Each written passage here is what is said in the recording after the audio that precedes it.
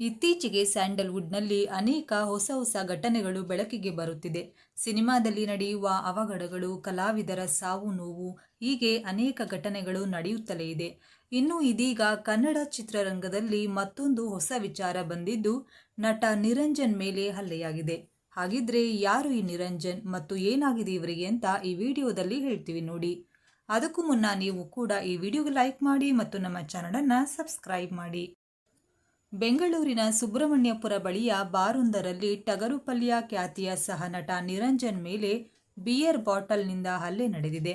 ಬಾರ್ನಲ್ಲಿ ಗುರಾಯಿಸಿದ್ದ ಎಂದು ಕೋಪಗೊಂಡು ಚಲನಚಿತ್ರ ಸಹ ನಟನೊಬ್ಬನ ಮೇಲೆ ಬಿಯರ್ ಬಾಟಲ್ನಿಂದ ಹಲ್ಲೆ ನಡೆಸಿ ಮೂವರು ಗೂಂಡಾವರ್ತನೆ ತೋರಿಸಿದ ಘಟನೆ ಸುಬ್ರಹ್ಮಣ್ಯಪುರ ಸಮೀಪ ನಡೆದಿದೆ.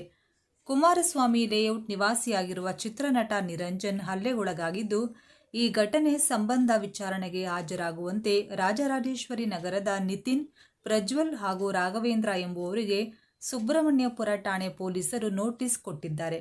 ಇತ್ತೀಚೆಗಷ್ಟೇ ಮದ್ಯ ಸೇವನೆಗೆ ಬಾರ್ಗೆ ನಿರಂಜನ್ ಹೋಗಿದ್ದಾಗ ಈ ಘಟನೆ ನಡೆದಿದೆ.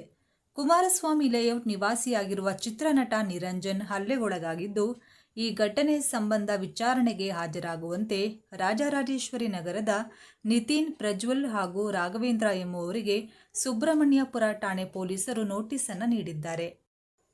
ಇತ್ತೀಚೆಗಷ್ಟೇ ಮದ್ಯ ಸೇವನೆಗೆ ಬಾರ್ಗೆ ನಿರಂಜನ್ ಹೋಗಿದ್ದಾಗ ಈ ಘಟನೆ ನಡೆದಿದೆ. ಬಡವ ರಾಸ್ಕಲ್, ಒಡೆಯ ಹಾಗೂ ಟಗರುಪಲ್ಯ ಸೇರಿದಂತೆ ಹಲವಾರು ಚಲನಚಿತ್ರಗಳಲ್ಲಿ ಸಹ ನಟನಾಗಿ ನಿರಂಜನ್ ನಟಿಸಿದ್ದು, ಆರ್ ನಗರ ಸಮೀಪ ಅವರು ನೆಲೆಸಿದ್ದಾರೆ.